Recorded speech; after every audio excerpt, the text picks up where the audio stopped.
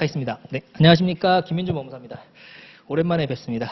공부 열심히 하시고 있길 바라고, 지금부터가 이제 사실 시작이니까, 지금부터 조금 더 빛을 올리셔가지고 공부를 해주시면 좋겠습니다. 전 여러분들이 모두가 다 전원이 붙길 바라고, 당연히 붙으실 거라고 생각을 합니다. 우리 시험이 공부를 손에서 포기하지만 않으면 무조건 누구나 다 붙는 시험입니다.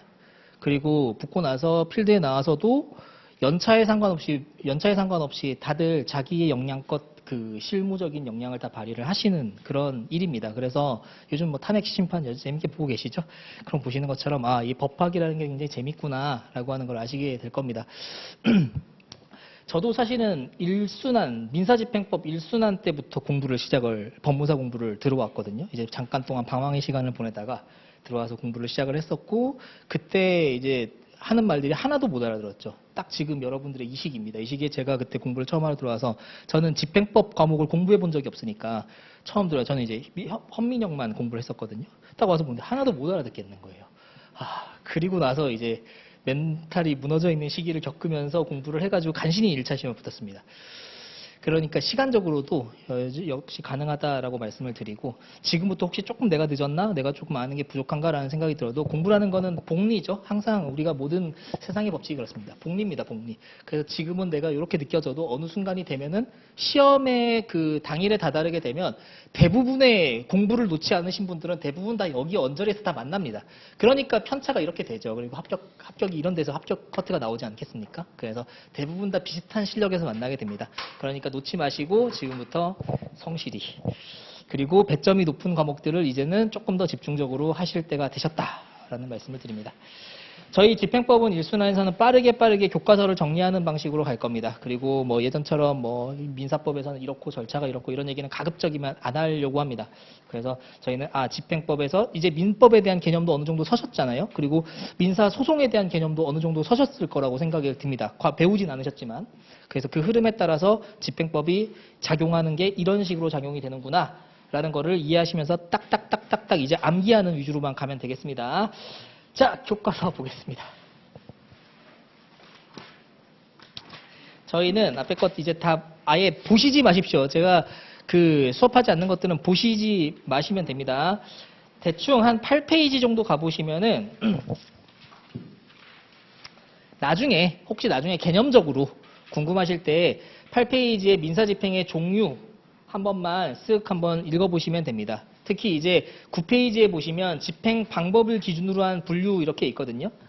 그래서 직접 강제라고 하는 것이 있었고, 그 다음에 대체 집행이라고 하는 게 있었고, 간접 강제라고 하는 게 있었구나라고 하는 요런 정도의 개념만, 그 용어에 대해서 혼용하시지 않으시도록 한번 나중에 읽어보시면 되겠습니다. 시험에 안 나옵니다. 넘어가겠습니다. 마찬가지로 그 종류와 관련해서 10페이지에 로마자 3번 보시면 거기에 이제 본집행과 가집행 이런 거 나오죠. 그래서 그런 것들 종류에 대해서 한번 생각해 보시면 되겠습니다. 우리가 가집행이다라고 하는 거는 보전 처분에서 말하는 가압류 가처분과는 완전히 다른 겁니다. 알고 계시죠? 그래서 가집행과 가압류 가처분 이런 것들을 이제 헷갈리시면 안 됩니다.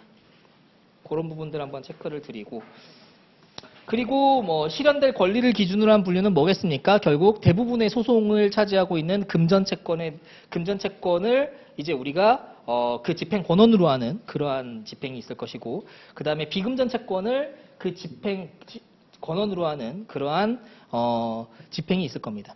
그러한 집행 권한이 있을 겁니다. 그래서 이런 것들도 종류별로 한번 구분을 해보시고, 그리고 또 이제 뒷부분에 우리가 배우는 게 담보권 실행이죠. 저당권을 설정해놨다가 근저당권을 설정해놨다가 그 근저당권이나 저당권에 기해서 담보권 실행을 위한 경매를 한다라는 정도 기억하실 겁니다. 그리고 이제 11페이지 맨 밑에 보시면 형식적 경매라는 게 나옵니다. 형식적 경매. 그중에서 특히 공유물 분할을 위한 경매가 이게 형식적 경매구나라고 하는 정도 알고 가시면 됩니다. 그죠? 넘어가겠습니다. 그리고 12페이지에 보전 처분 있죠? 가압류 가처분 떠올리시면 되겠습니다. 결국 시작은 집행 권한입니다. 집행법은. 13페이지 집행 권한이 나오고요. 집행 권한은 뭔지 아시죠? 이제 아시는 걸 전제로 하고 가겠습니다. 왜냐면 이론할 시간이 없으니까 이제는. 자, 집행 권한이라고 하는 거는 우리가 집행을 여기 그 의의만 한번 볼까요? 일정한 사법상의 이행 청구권의 존재와 범위를 표시하고 그 청구권에 집행력을 부여한 이 공증의 문서를 말한다라고 하는 것이고 대표적인 게 판결문이죠. 판결문 같은 것들을 떠올리시면 되겠고 요게 집행 권한이다라고 하는 거. 넘어가겠습니다. 저희가 이제 의의 같은 것들을 넘어가셔도 됩니다. 자, 14페이지로 넘어가셔서 집행권한의 내용에서 의의 한번 보겠습니다. 제가 밑줄치라고 하는 부분은 밑줄을 쳐주세요. 집행권한은 당사자와 사법상의 이행청구권, 이행청구권에다가 표시 하나 해주십시오. 이행청구권. 잊지 마셔야 되는 게 우리가 집행권한이다라고 하는 것은 무언가를 이행하기 위한 이행청구권이 표상되어 있어야 합니다. 그러면 우리가 소의 종류로 따져봤을 때는 어떤 소송이겠습니까? 이행의 소를 그 내용으로 한다는 겁니다. 아시겠죠?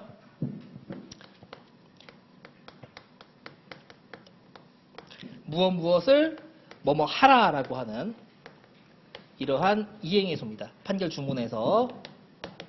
그러니까 뭐 예를 들면 확인의 소나 무엇임을 확인한다, 무엇이 부존재함을 확인한다라고 하는 확인의 소나 내지는 형성의 소, 공유물 분할과 같은 형성의 소 같은 경우들은 집행권한이 안 되겠죠. 집행권한이 안 된다는 이렇게 표시하면 안 되고 집행권한이 안 된다는 겁니다. 이 이행의 소에서만 집행권한이 된다. 이렇게 이해를 하시면 되겠습니다. 그래서 이행청구권이다. 자, 그러면 내려가셔서 3번에서의 이행청구권의 표시 한번 보겠습니다. 양가로 1번. 집행권한은 일정한 사법상의 이행청구권을 표시하지 않으면 안 되므로 그러한 표시가 없는 형성판결이나 확인판결은 집행권한이 되지 않는다라고 하는 겁니다. 자, 이해되셨죠? 이행청구권이어야 됩니다. 자, 내려가겠습니다. 범위 내용 다 넘어가셔도 됩니다. 집행의 대상 보겠습니다. 15페이지. 자, 양가로 1번입니다. 금전집행이고 금전채권의 집행에 대한 겁니다. 우리가 그 집행권한이 금전집행이다, 금전채권이다 라고 하는 겁니다. 동그라미 1번부터 한번 볼게요. 금전집행의 경우에는 원칙적으로 채무자의 일반 재산이 그 집행의 대상이 되겠죠. 우리가 금전채권을 가지고 있습니다. 갑이 을한테. 이 금전채권을 내가 강제적으로 이제 민사법적인 절차에 의해서 내가 실현시키기 위해서, 강제적으로 실현시키기 위해서 일단 첫 번째로 하는 거는 결국 소를 제기해야 되겠죠. 소를 제기해서 그걸로 승소 판결을 받는 겁니다. 그래서 집행 권한을 확보를 하고 이 집행 권한을 가지고 이제 을의 재산에 대해서 강제 집행을 할 것입니다. 이렇게. 지금 말하는 이 일반 재산에 대해서 집행한다라고 하는 거는 을이 가지고 있는 일반 재산 전체에 대해서 이 금전채권을 가지고 내가 금전채권자는 이 일반 재산 전체에 대해서 강제 집행을 통해서 이 일반 재산을 환가해서 그걸로 나의 금전채권을 만족시킨다라고 하는 뜻입니다. 그러면 이거랑 비교되는 건 뭐겠습니까? 비금전채권이겠죠? 비금전채권이라고 하는 건 결국 다른 말로 표현하면은 어떠한 특정 물에 대한 청구권이라는 겁니다. 어떠한 부동산, 어떤 A라고 하는 부동산을 인도하라. A라고 하는 부동산의 소유권 이전 등기 절차를 이행하라 라고 하는 특정 물에 대한 청구인 것이고 이것은 금전채권, 내가 1,000만 원 받을 게 있다, 2,000만 원 받을 게 있다 이런 게 아닌 거죠. 그래서 이런 것을 이제 비금전채권을 우리가 그 내용으로 하는 집행 권한을 확보했을 때에는 그럼 이걸 가지고 우리가 일반 재산에다가 청구할 수 있냐? 그렇게 할 수가 없다는 겁니다. 이 특정물 자체에 대해서만 청구할 수가 있겠죠? 그런 뜻입니다. 어렵지 않죠? 그래서 우리가 항상 이런 집행 법을 보실 때에는 그 판결문의 주문에 대해서 정확한 좀 이해를 좀 하셔야 됩니다. 그래서 우리가 아직 소송법이나 아니면 뭐 그 민사 서류에 관한 그 과목을 아직 공부하지 않으셨기 때문에 조금 어려우실 수 있지만 그래도 계속 수업 시간에 설명드리고 있죠. 자, 금전채권에 대한 판결 주문은 이렇게 나옵니다. 피고는 원고에게 금 얼마를 얼마 원을 지급하라. 이게 원금에 대한 청구입니다.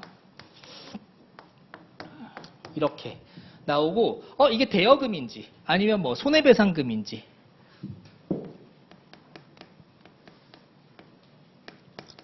손해배상 채권인지 아니면 뭐 매매에 따른 매매대금인지 이런 것들에 대한 내용은 판결 주문에 나오지 않죠. 왜냐하면 판결 주문에서는 이게 중요하지 않기 때문에 그렇습니다. 금전 채권이다. 그 금전이 얼마를 받을 게 있다라고 하는 것이 중요한 것이지 그 금전 채권의 성질이 무엇인가는 판결 주문에 나오지 않습니다. 그건 어디에 나오냐면 그 이제 판결의 원인에 나오게 되게 되는 겁니다. 자, 그래서 이런 것들이 이제 나중에 우리가 지난번에 한번 더 기억을 떠올려 보시면 소송물이다라고 하는 개념이 떠오르실 겁니다. 우리가 소송물이다라고 하는 것에 그 특정하기 위한 판단의 기준을 뭘로 봤었다? 이것이 요 채권과 그 다음에 그 채권에 있었던 법률상 원인이 됐던 거, 요거 두 개를 합쳐서 하나의 소송물로 봤고 그거를 다른 소송들과 구분할 수 있는 기준으로 만들어졌다라고 하는 겁니다. 왜냐하면 요거는 이제 좀 중요한 거니까 한 번만 다시 한번 하겠습니다. 갑이라고 하는 사람이 을이라고 하는 사람한테 대여금으로 1천만 원을 빌려준 게 있어서 받을 돈이 있고요. 그 다음에 갑이라고 하는 사람은 또 을이라고 하는 사람이 내가 돈 갚아라고 하니까 너가 왜 나한테 돈 갚으라고 해서 막 때려가지고 손해배상 채권이 또 있다는 겁니다. 별도에. 손배 채권이 또 1천만 원이 있다라고 보시죠. 자, 갑이라고 하는 사람이 을이라고 하는 사람한테 소송을 제기합니다. 그래서 소장이 딱 나와서 판결문이 딱 나왔는데 판결의 주문에는 뭐만 써 있다고 했습니까? 요거만 써 있다고 했죠? 피고는 원고에게 금 1천만 원을 지급하라라고 하는 것만 써 있다는 겁니다. 그러면 이 1천만 원이다라고 하는 것이 이거에 대한 건지 구분이 안 되면, 구분을 명확하게 짓지 않으면 그러면 이 판결에 있는 기판력을 이 사건에 대해서 미칠 것인지 여기 사건에 미칠 것인지가 명확하게 구분이 안 되지 않습니까? 그렇기 때문에 이렇게 이 원고가 피고한테 소를 제기할 때 내가 소를 제기하는 이 청구권이다라고 하는 것이 그리고 그 청구권에 따라서 판결을 청구했던 그에 따라서 판결이 났던 이 판결의 효력이라고 하는 것이 어느 범위까지가 미쳐야 되냐는 겁니다. 판결의 효력이라고 하는 이 기판력이 미치는 그 범위에 관한 문제인 겁니다. 어떤 사건에 대해서, 어떤 청구권에 대해서 이 기판력이 미치는 것인가에 대한 범위를 구분하기 위해서 그래서 요 판결의 기판력이 미치는 것은 요 판결의 소송의 대상이 됐던 그 소송물에 한해서 미친다라고 하는 겁니다. 그래서 만약에 이것이 대여금 청구였다라고 한다면 이 1천만 원을 지급하라라고 하는 이 소송물은 요건이 되는 것이고 기판력은 여기에 대해서 미치는 것이고 요건 이제 별개로 구분이 되겠죠. 그래서 나중에 똑같이 피고는 원고에게 금 1천만 원을 지급하라라고 하는 소를 제기했을 때 이거 기존에 있었던 제소금지 원칙에 반한다 내지는 중복제소다 라고 하는 내용이 이제 기판력에 반한다라고 하는 주장을 을 측에서 할 수가 없게 되는 겁니다. 왜냐하면 소송물이 다르기 때문에. 이렇게 이제 소송물이라고 하는 건 구분이 되는 겁니다. 자, 어쨌든 이렇게 이제 이루어지는 것들이 금전채권입니다. 금전채권이고 비금전채권은 대표적인 게 이제 뭐 부동산 소유권 이전 등기를 이행하라라고 하는 거나 내지는 부동산을 인도하라라고 하는 그런 소송이죠. 그래서 소유권 이전에 관한 소유권이라고 하지 말고 등기라고 하겠습니다. 등기 절차를 위한 이런 소송을 우리 뭐라고 하죠? 의사진술을 명하는 판결이다라고 하는 겁니다. 그래서 피고는 원고에게 이때는 이제 쓰는 방식이 정해져 있습니다. 부일원입니다. 이 순서가 뭐냐면 그 부동산에 대해서 쓰는 겁니다. 예를 들면 강원도 강릉시 무슨 동 몇 번지, 뭐 대지 몇 제곱미터라고 하는 그 부동산의 표시를 쓰고 그 다음에 날짜, 몇 월 며칠, 원인, 매매 계약을 원인으로 한 소유권 이전 등기 절차를 이행하라. 이런 식의 이제 판결이 나오는 거고요. 만약에 인도다라고 하는 거 마찬가지입니다. 피고는 원고에게 부동산을 인도하라. 이렇게 이제 판결문이 나온다는 겁니다. 이런 것들이 이제 비금전 채권이죠. 그리고 이러한 판결문이 나왔다라고 하면 이 판결문을 가지고 피고의 일반 재산, 집이나 뭐 나머지 뭐 급여 이런 거에 대해서 강제 집행할 수 있겠습니까? 못 한다는 거죠. 이러한 판결문을 가지고는 이 특정물에 대해서만 우리가 강제 집행을 할 수 있다라고 하는 겁니다. 요거 한번 그냥 설명드리고 싶어가지고 조금 길게 설명드렸는데 특별한 내용은 아닙니다. 자, 동그라미 2번 보겠습니다. 저희 15페이지에 3번에 양가로 1번에 2번 보고 있습니다. 유한 책임의 문제는 집행의 제한과는 달리 실체법상의 관계이므로 집행기관이 조사할 사항은 아니고 책임의 문제니까요. 따라서 집행권원에 한정의 표시가 없는 한 집행기관이 책임재산 외의 재산에 대해서 집행을 하여도 위법은 아닙니다. 유한책임의 문제라고 하면 대표적으로 떠올릴 수 있는 게 우리가 한정상속입니다. 한정승인을 한 상속입니다. 자, 한정승인을 하게 되면 내가 상속받은 재산의 범위 내에서만 그 채무에 대해서 책임을 지게 되어 있죠. 그러니까 그 채무를 가지고 이 상속인의 고유재산, 자기 재산에 대해서 강제집행이 들어오려고 했을 때 이 유한책임의 문제가 되는 겁니다.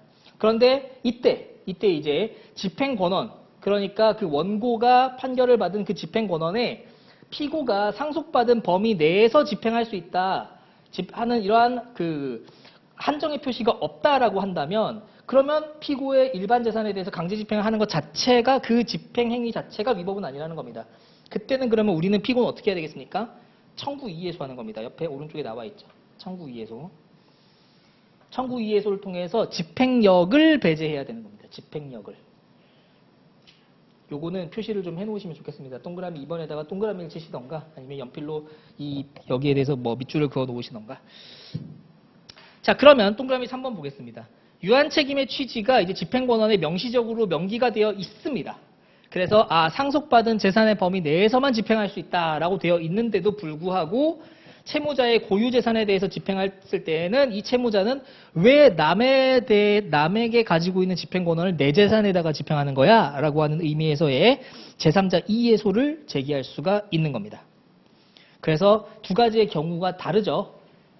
위에 거는 청구 이해소고 밑에 거는 제3자 이해소입니다. 비교하시면서 보셔야 되겠습니다. 동그라미 4번 보시겠습니다. 변론 종결 전에 상속인이 한정 승인을 하고서도 항변을 하지 않은 겁니다. 그래서 책임 재산에 유부 없는 판결이 확정된 경우 집행 단계에서 채무자는 청구 이해소 제기할 수 있다. 2번에 연결되는 그 내용이죠. 2번과 같은 내용입니다.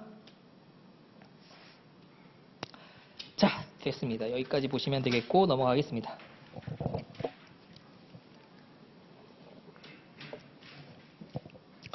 이번 일순환 때는 저랑 같이 보는 게 아닌 부분들은 교과서를 아예 안 보셔도 됩니다. 나중에 혹시 뭐 문제풀이 하다가 아주 간단한 지엽적인 지문으로 나오면 그때 돼서 다시 찾아봐도 되는 거니까요. 자, 16페이지의 로마자 4번입니다. 집행권한의 효력 상실. 동그라미 1, 2, 3 보셔야 되고요. 자, 1번부터 보겠습니다. 확정 판결이 재심에 의하여 취소되거나 가집행 선고부 판결이 상소심에서 가집행 선고만을 변경하거나 원심의 본안 판결을 변경한 경우에는 그 한도에서 집행권원으로서의 효력을 상실하게 됩니다. 우리가 판결이 확정이 된다라고 하죠. 그래서 판결이 선고가 되고 이제 변론이 끝나고 판결이 나왔습니다. 그래서 판결을 딱 선고하고 나면 그 불복 기간이 있겠죠. 항소면 항소 같은 불복 기간이 도과가 되고 나면 이제 확정이 되게 됩니다. 항상 우리가 말하는 집행 권한이다라고 하는 거는 가집행 선고부 판결을 제외하고는 다 확정된 판결이어야 됩니다. 이거를 예외로 하고는 다 확정된 집행 권한이어야 합니다. 그래서 송달 확정 증명 같은 게 이제 첨부가 되어야 합니다. 자, 어쨌든 이렇게 판결이 확정되고 나면 얘를 더 이상 번복할 수 있는 방법이 없습니다. 뒤집을 수 있는 방법이. 유일한 방법이 여기에 대해서 재심을 청구하는 건데요. 이렇게 재심을 청구해서 만약에 원심 판결이 이제 파기가 됐다라고 한다면 얘는 집행권원으로서의 효력을 상실하게 되겠죠. 그런데 방금 전에 말씀드렸던 유일한 예외라고 하는 이 가집행 선고부 판결. 가집행 선고부 판결이라는 건 뭡니까? 우리가 1심에서 소를 제기하면서 1심이라고 하지 말고 자, 소를 제기하면서 이게 이제 1심에서 진행이 되고 있었고 이 소송은 금전 청구입니다. 이러한 금전 청구의 경우에 1심에서 만약에 원고 측의 그 주장을 인용해서 받아들이게 되면은 이때 우리는 가집행을 선고하게 됩니다. 이 가집행이다라고 하는 것은 이 1심이 선고가 됐기 때문에 여기에 대해서 불복을 해서 항소를 해서 항소심으로 진행이 되고 그 다음에 나중에 시간이 지나서 만약에 상고를 합니다. 그래서 3심으로 넘어가게 될 수도 있겠죠. 자, 이거를 이렇게 제도적으로 두고 있는 이유는 뭐냐면 결국 이런 것 때문입니다. 누가 봐도 원고가 돈을 받을 게 분명히 있는데 피고가 불필요하게 소송을 계속 끌어가면서 자기의 채무 변제를 미루고 있는 겁니다. 우리가 지금은 소송하면 1년 걸립니다. 1심 나올 때까지. 1심 판결 선고될 때까지. 1년 더 걸릴 수도 있어요. 여기서 1년이 걸리고 드디어 원고가 드디어 내가 돈을 받을 수 있겠구나 하고 판결에서 딱 판결 선고를 받았는데 피고가 가만히 기다리다가 거의 끝 무렵에 다시 항소를 합니다. 여기서 다시 1년이 걸리죠. 그 사이에 피고는 원고한테 갚아줘야 되는 자기의 책임 재산들을 다 빼돌리고 쓰고 막 온갖 탕진을 다 해버려서 없다는 겁니다. 그러면 원고는 결국 3년에 걸쳐서 이 시간과 비용과 법무사, 변호사 비용을 다 써서 소송을 했는데 판결문이 탁 나왔는데 휴지 조각인 거예요. 왜냐? 피고가 책임 재산이 없으니까. 이런 경우들을 방지하기 위해서 이제 가집행 선고를 하는 겁니다. 금전 청구에 있어서. 그럼 돈이라는 건 언제든 후루룩 날아가 버릴 수가 있으니까. 이렇게 가집행 선고를 하게 되면 1심 판결문 가지고 가집행 선고부 판결문 가지고도 우리가 집행을 할 수가 있는 겁니다. 아시겠죠? 집행을 할 수가 있고 이 1심 판결문은 그렇기 때문에 집행 권한이 되는 겁니다. 그러면 이 1심 판결문으로서의 가집행 선고부 판결이라고 하는 판결문이 집행 권한으로서 만약에 이게 파기된다라고 하는 경우라면 어떤 경우에만 파기될 수 있다? 항소심에서 1심 판결이 파기됐을 때. 그때는 이제 가집행 선고부 판결의 집행 권한도 효력을 잃게 되는 거겠죠. 여기에서 그러면 아니 항소심에서 항소가 진행되고 있는데 원고가 아직 확정되지도 않았는데 이걸로 집행해가지고 우리 집 경매로 날려버리면 피고는 억울해서 어떻게 삽니까? 라는 생각이 드시죠? 그런 것들을 이제 뒤에서 집행 정지와 관련해서 배우시게 되는 겁니다. 그래서 그런 것들을 이제 배우시고 나중에 그런 것들로 돈 버시는 겁니다. 자, 동그라미 2번입니다. 확정된 종국 판결에 터잡아 경매 절차가 진행된 경우에 그 뒤에 확정 판결이 재심의 소송에서 취소되었다라고 하더라도 자, 취소는 됐습니다. 집행 권한이. 근데 취소되기 전까지는 정당한 집행 권한이었죠. 그리고 그 정당한 집행 권한에 터잡아서 경매 절차가 계속 진행이 되었고 결국 매각 대금까지 완납이 됐다라고 하는 겁니다. 그러면 이 매수인은 경매 목적물의 소유권을 적법하게 취득하게 되는 거죠. 자, 동그라미 3번 보겠습니다. 가집행 선고부 판결에 의한 강제경매 후에 상소심 판결에 의해서 가집행 선고의 효력이 소멸하거나 집행채권의 존재가 부정된다라고 하더라도 마찬가지입니다. 그에 앞서서 이미 정당한 집행 권한으로 완료된 집행 절차나 이에 기한 매수인의 소유권 취득에는 아무런 영향을 미치지 못합니다.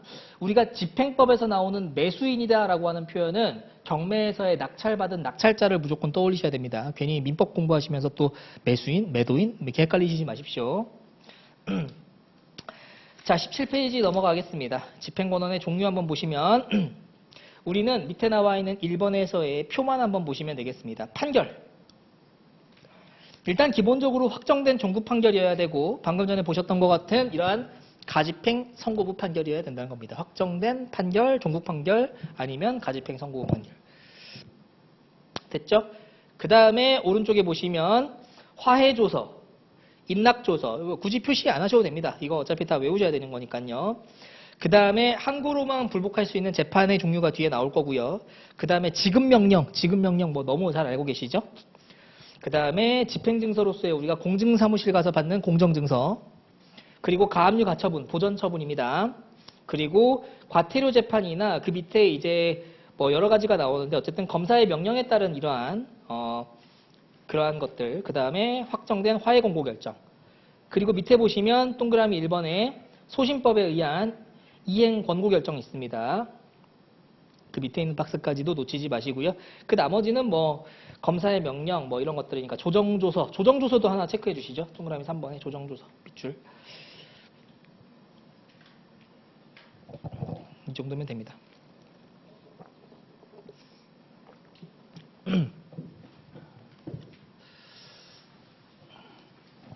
집행권한이라고 하는 거는 우리가 민사법을 처음 공부하시면은 무슨 말이야? 이렇게 생각이 들 수밖에 없습니다. 일단 판결은 뭔지 아시겠죠? 자, 우리 여러분들 이제 돈을 열심히 받아야 되지 않겠습니까? 사실 저도 지금 빌려준 돈 한 1,000만 원을 못 받고 있는 게 있습니다. 자, 갑이라고 하는 사람이 을이라고 하는 사람한테 돈을 빌려줬습니다. 여러분들은 이제 법학을 배웠고 법무사님이 되셨기 때문에 내가 빌려준 돈을 어떻게든 수심을 해서 받아야 됩니다. 그러면은 내가 이 추심을 하기 위해서 내가 돈을 빌려줄 때 아주 너무나 절친한 친구란 말이죠. 그래서 1,000만 원을 빌려줄 수밖에 없다는 겁니다. 그래서 빌려주는 시점에서 우리는 이거를 가지고 무엇을 처음 생각해야 될까요? 물론 담보 잡는 건 제외입니다. 담보 잡는 거 제외고. 자, 뭘 생각해야 되겠습니까? 첫 번째로 공증 받으셔야 됩니다. 공증. 아시겠죠? 여러분들, 이거는 상식입니다. 야, 공증사무실 가자! 라고 해서 공증을 받을 때 공증에는 종류가 두 가지가 있는데 이거는 뭐 굳이 쓸데없는 얘기긴 합니다. 사서인증이라고 하는 게 있고 이거는 그냥 편지 쓰듯이 쓴 거를 공증사무실에서 아, 너네 둘 사이에 이런 거 썼구나 라고 하는 거 도장 딱 찍어주는 거에 불과합니다. 그래서 이게 아니고요. 집행력 있는 공증을 받는 겁니다. 이거는 비용도 비싸요. 집행력 있는 공정증서를 작성을 해서 차용증에 대한 공증을 받는 겁니다. 그러면 이게 어떤 의미가 있습니까? 이 공증받은 게 바로 집행권원이 된다는 겁니다. 자, 이게 집행권원이 된다는 얘기는 무슨 얘기입니까? 소송 안 해도 된다는 겁니다, 여러분들. 소송을 안 해도 된다. 그러니까 대단히 좋은 거죠. 공증받는 겁니다, 첫 번째로. 자, 두 번째로 우리가 이제 공증 못 받았습니다. 그러면 뭐 해야 되겠습니까? 소송해야 되겠죠? 그러면 소송해야 됩니다. 그런데 소송하려고 하니까 소송 그때 내가 한번 배워보니까 소장 써가지고 보내고 그거 소장 부본 송달 내고 상대방에서 답변서 오고 준비서면 내고 변론기일 2번 거치고 하면 한 1년 걸릴 텐데 못하겠는데 그러면 우리가 이때 떠올릴 수 있는 게 약식 절차입니다. 약식 절차 뭐가 있죠? 바로 지급명령입니다. 자, 이렇게 지급명령 신청을 하는 겁니다. 그러면 우리는 지급명령이다라고 하는 거는 일반 소송처럼 변론 절차가 진행되는 게 아닙니다. 우리가 신청서를 넣으면 법원에서 이 신청이 이유가 있다라고 생각이 들면 판단이 되면 거기에 대해서 지급명령 결정을 아예 그 자리에서 내려버리고 그 결정 정본을 채무자한테 송달하게 됩니다. 그럼 채무자는 가만히 멀쩡하게 살다 갑자기 법원에서 지급명령 결정 정본을 받은 거죠. 그러면 뭐야 이거 나 억울하다라고 하면은 이 지급명령 결정 정본을 송달받은 날로부터 2주 이내에 이의 신청하는 겁니다. 그렇게 이의 신청을 하게 되면 그때 이제 일반적인 본안 소송 절차로 넘어가게 되는 겁니다. 자, 그러니까 여러분들은 돈을 빌려주고 지금 못 받고 있는 상태이기 때문에 지급명령 신청을 하시겠죠? 그죠? 지급명령 신청할 겁니다. 그렇게 해서 결정을 받으면 이게 또 역시나 집행권원이 되는 겁니다. 우리 집행권원 보고 있습니다. 요거. 자, 지급명령 결정 대신에 우리 그냥 소송해야 되겠다. 이거 어차피 소액이니까 그냥 소송해야 되겠다라고 소송을 하는 겁니다. 자, 이렇게 소송을 딱 했더니만 법원에서 이거 소액이고 뭐 다툼의 여지가 없네. 어떤 것들 때문에 다툼의 여지가 없다고 보냐면 상대방에서 야, 내가 이거 갚을게. 조금만 기다려줘. 막 이런 문자들. 내지는 거기에 대해서 내가 책무가 있다라고 하는 걸 인정했던 그런 확인서 같은 것들이 있는 겁니다. 그러면은 굳이 변론 열지 말고 마치 지급명령 결정하는 거랑 비슷하게 이행 권고 결정이라고 하는 걸 내려버립니다. 변론 절차 안 열고 그냥 이행 권고 내리는 겁니다. 말 그대로 권고죠. 채무자한테 돈 갚아라 라고 권고하는 겁니다. 마찬가지로 이것도 채무자한테 송달이 된 이후에 2주가 지나서 이의 신청이 없으면 확정입니다. 역시나 이것도 그러면 집행권원이 되는 거죠. 그래서 얘랑 얘는 아주 많은 부분에 있어서의 절차상 닮아 있는 것들이 있습니다. 그래서 우리가 2급 모시기 계속 외우시는 거죠. 그래서 얘네들은 닮아 있는 게 있습니다. 자, 그리고 이렇게 소송으로 넘어갈 때 뭐 서로 다툼이 좀 있는 겁니다. 뭐 내가 1,000만 원 갚아라 라고 했더니만 상대방에서 야, 너 100만 원 깎아준다며 막 이렇게 다투는 겁니다. 그러니까 채권이 있는 건 확실한 것 같은데 둘 사이에 조정만 하면 될 것 같다는 겁니다. 그러면 소송 절차에서 조정 절차로 회부를 시키게 되고 그 조정 절차에서 조정 기일이 열리면 그 조정 기일의 조정관 앞에서 둘이 만나서 조정을 합니다. 그 자리에서. 그래서 야, 그러면 채무는 800만 원으로 하고 다음 달에 400만 원 갚고 그 다음 달에 400만 원 갚아. 오케이 해서 작성이 되는 게 조정조서입니다. 아시겠죠? 이것도 집행권원입니다. 마찬가지의 의미를 가지고 있는 게 이게 이제 조정 절차에서 이루어지는 거라면 이게 이 소송 절차에서 이루어지는 게 화해조서입니다. 이런 것들. 그래서 보시면 지금 여기 있는 것들이 다 그 내용들입니다. 다 보셨죠, 이제. 그리고 인락조서는 뭐냐? 소장 날아가니까 채무자가 나는 다툴 생각 없고 채무 인정합니다 라고 하는 겁니다. 그래서 인락조서. 그렇게 해서 만들어지는 게 인락조서입니다. 그러니까 이런 것들을 가지고 우리는 강제집행에 나아가는 겁니다. 자, 더 이상 이제 집행권원에 대해서 헷갈리거나 이런 거는 무슨 뜻일까 고민하실 필요가 없습니다. 이제 넘어가겠습니다. 자, 확정된 종부 판결은 조문만 체크해 주시고 아, 24조에 보시면 강제집행은 확정된 종국 판결이나 가집행 선고가 있는 종국 판결에 기초한다. 이렇게 두 가지가 있구나라고 하는 거 이해하시면 되겠습니다. 18페이지의 제일 하단에 보시면 3번의 동그라미 2번 보시면 종국 판결 중에서도 이행 판결만이 집행 권한이 된다라고 하는 부분 18페이지 가장 하단입니다.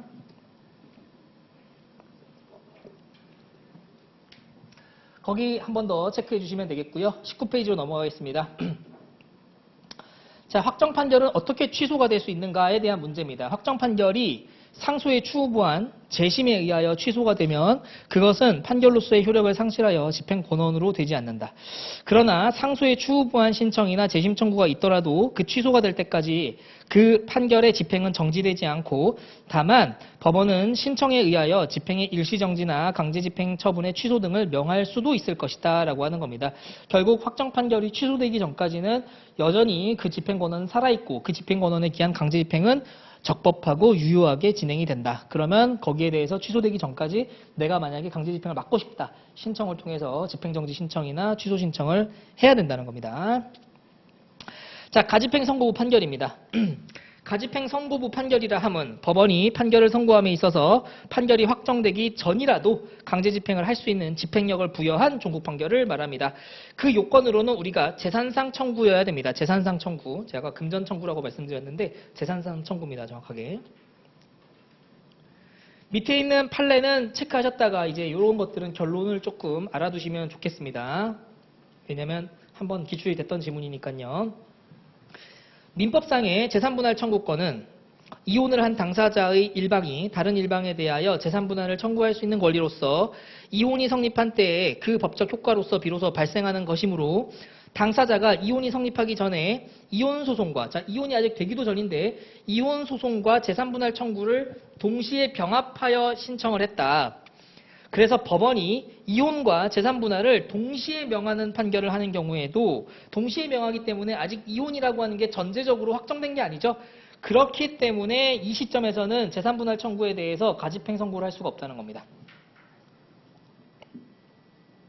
결론만 알고 가시면 됩니다. 다 이해 못하셔도 상관없습니다. 그래서 이혼과 재산분할 청구 동시에 병합하여서 이제 판결하는 경우에는 가집행 선고 안 되는구나. 이 재산분할이라고 하는 금전 재산상 청구에 대해서 가집행 선고가 안 되는구나. 자, 그 다음 이행 판결입니다. 이행 판결에만 가집행 선고가 가능하고 특별한 규정이 없으면 확인 판결이나 형성 판결에는 가집행 선고할 수 없는데, 자, 동그라미 2번은 한번 보셔야 되겠습니다. 이행 판결이지만 의사 진술을 명하는 판결은 가집행 선고 붙일 수 없습니다. 왜냐? 의사 진술을 명하는 판결의 성질 알고 계시죠? 무엇 등기 절차를 이행하라라고 하는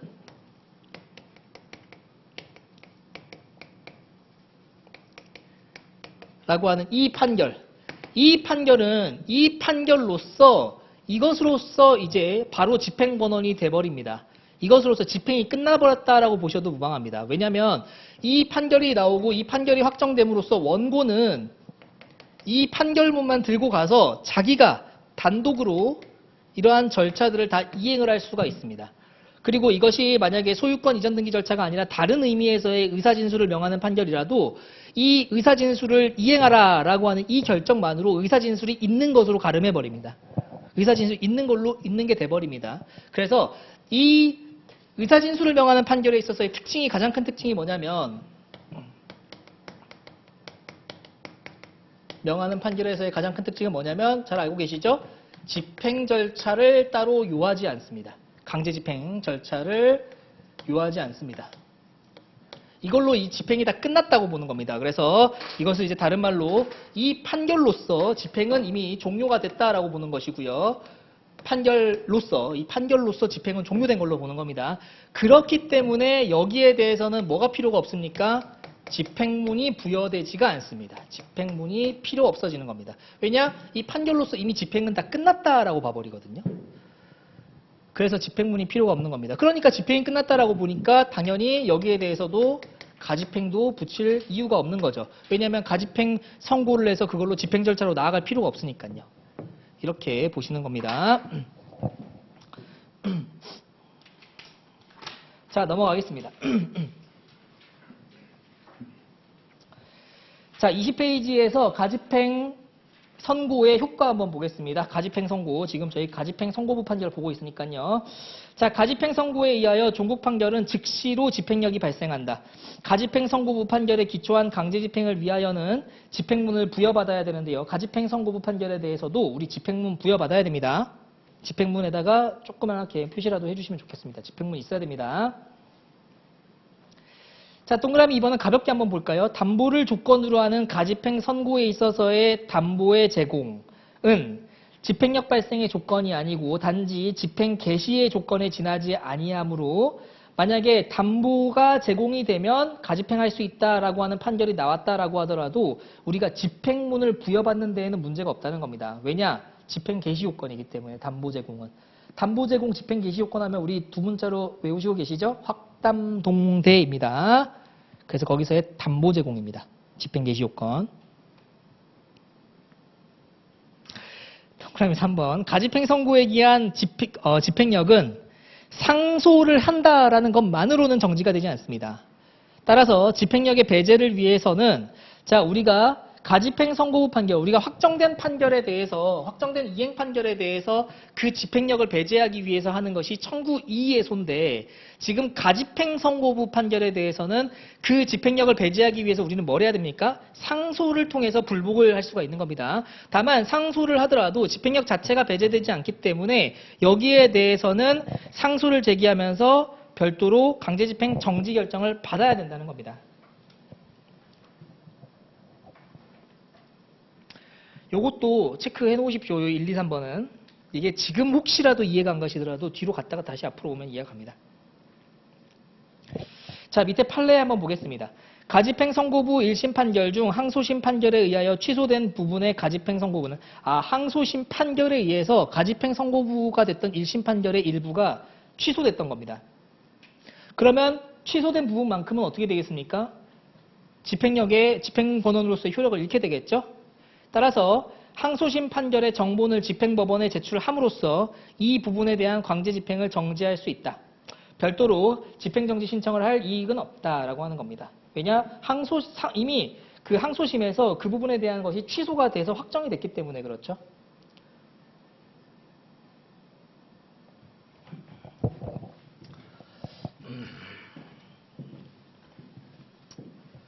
참 집행법이라고 하는 건 이 문장 때문에 이걸 후루룩 넘기면 100% 이해를 못하고 넘어가고 하나하나 이해를 하려면 시간이 좀 오래 걸리고 이렇습니다.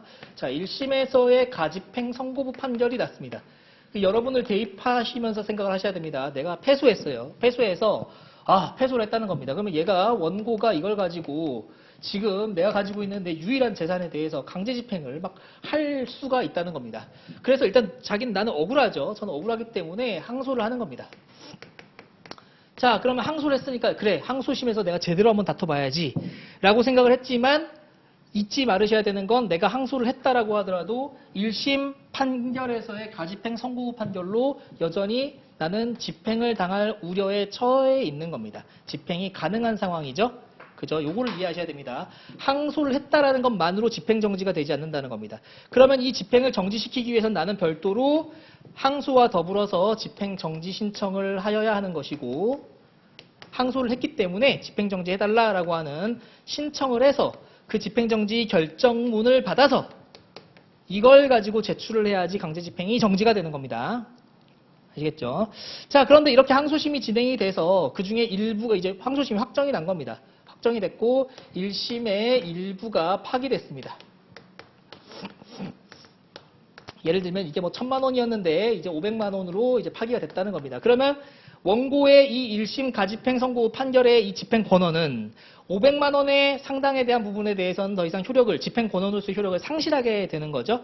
그래서 이 판결문만 가지고, 이거는 이제 확정이 됐기 때문에 이때는 이 판결문만 가지고도 집행 권한으로서의 효력을 상실시킬 수 있다는 겁니다.